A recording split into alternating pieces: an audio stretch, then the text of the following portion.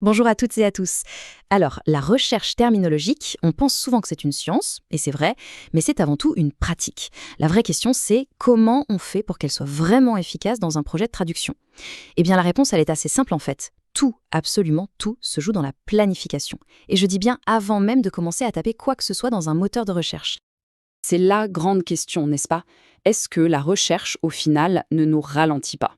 On a tous connu ça. On se lance dans des recherches qui n'en finissent plus. On a l'impression de perdre un temps fou. La solution, et c'est ça la clé professionnelle, ce n'est pas de chercher moins, mais de chercher mieux. Et pour chercher mieux, eh bien, tout commence par une bonne planification, encore et toujours. Alors, pour y voir plus clair, voilà notre feuille de route. On va suivre 5 étapes clés. D'abord, on va parler de l'importance de planifier pour mieux traduire. Ensuite, on verra la différence entre recherche ponctuelle et systématique, puis comment on structure un domaine de spécialité. On enchaînera sur la gestion des sources documentaires, et enfin, on verra comment constituer son propre corpus. C'est parti. Ok, première étape, planifier pour mieux traduire. En fait, il s'agit de changer complètement sa manière de voir les choses. La planification, ça transforme la recherche. On passe d'une tâche qu'on subit, souvent dans l'urgence, à une véritable stratégie, quelque chose de proactif. Et c'est ça vraiment qui va garantir non seulement la qualité du travail final, mais aussi sa rentabilité. Voilà, tout est dit dans cette phrase. Pour être efficace, il faut planifier avant de chercher. Le point crucial, il est là.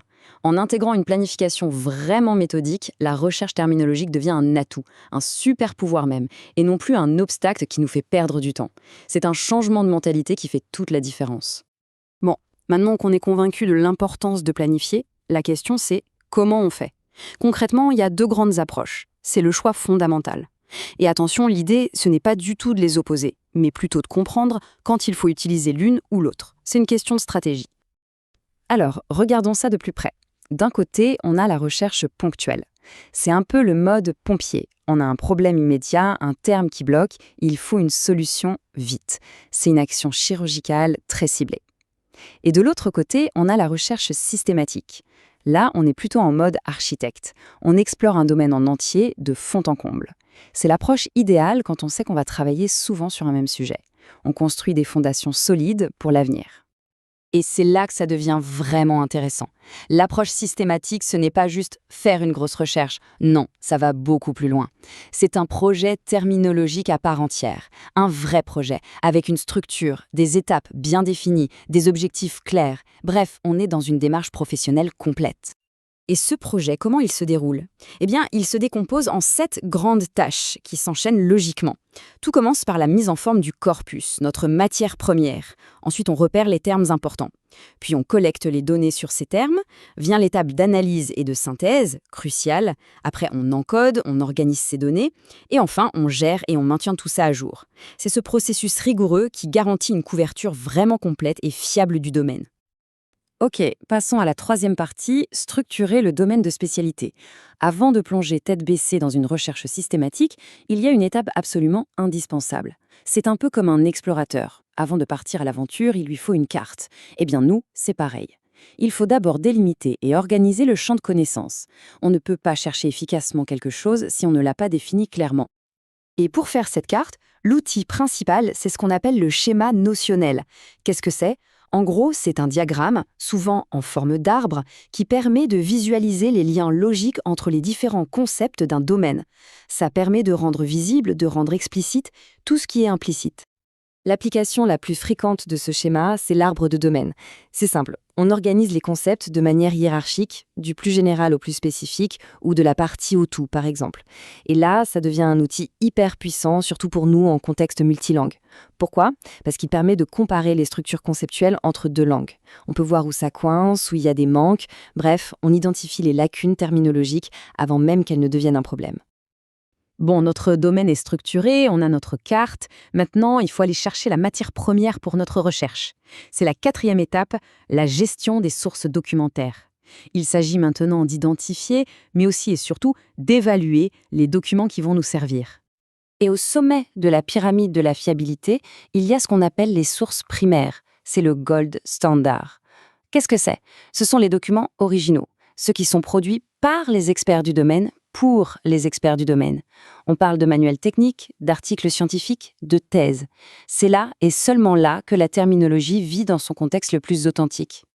Ensuite, on a les sources secondaires. Pensez au dictionnaire, au glossaire. C'est très utile, attention, pour commencer à débroussailler le terrain. Mais, et c'est un grand mais, elles doivent impérativement être vérifiées, validées avec une source primaire. C'est une règle d'or, surtout avec tout ce qu'on peut trouver en ligne aujourd'hui. Méfiance et vérification. D'accord, mais comment on fait concrètement pour juger de la fiabilité d'une source? Il y a 3 critères essentiels à avoir en tête, une sorte de checklist. Premièrement, la réputation de l'auteur. Est-ce que c'est un expert reconnu dans son domaine? Deuxièmement, le type de publication. Est-ce un document technique hyper pointu, une thèse ou un simple article de vulgarisation? Et troisièmement, le prestige de l'éditeur. Est-ce que ça vient d'une institution publique, d'une grande université? Cette évaluation critique, c'est le socle d'un travail terminologique solide. Allez, on arrive à la dernière étape de notre préparation. On a identifié nos sources et maintenant, il est temps de se retrousser les manches et de construire notre propre outil. On va constituer notre propre corpus. L'idée, c'est de se créer une base de données sur mesure, une collection de textes qui capture l'usage réel de la langue. Alors, un corpus, qu'est-ce que c'est exactement? C'est bien plus qu'un simple dossier avec des fichiers dedans, non. C'est la matière brute du terminologue, son argile. C'est un ensemble de documents électroniques soigneusement choisis qui nous montrent comment les termes sont vraiment utilisés par les spécialistes dans leur habitat naturel, si on veut. Et des corpus, il en existe principalement de 3 types. D'abord, le corpus parallèle. Là, on a des textes sources et leurs traductions, bien alignés. C'est parfait pour trouver des équivalents de traduction très rapidement. Ensuite, il y a le corpus comparable. Ici, on a des textes dans différentes langues, mais qui parlent du même sujet. C'est excellent pour voir la terminologie en contexte authentique dans chaque langue. Et enfin, le top du top, le corpus monolingue, fait maison. C'est l'outil ultime pour vraiment maîtriser la phraséologie, les tournures de phrases et la toute dernière terminologie dans sa langue cible. Voilà, on arrive à la fin. S'il y a une seule chose à retenir de tout ça, c'est la suivante.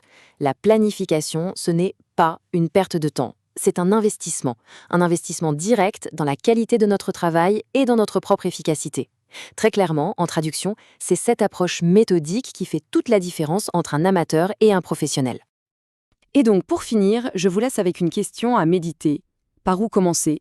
Parmi tous les domaines de spécialité, lequel serait le plus pertinent à structurer en premier? Lequel pourrait transformer immédiatement votre travail pour le rendre plus fluide, plus rapide et plus expert? La balle est dans votre camp.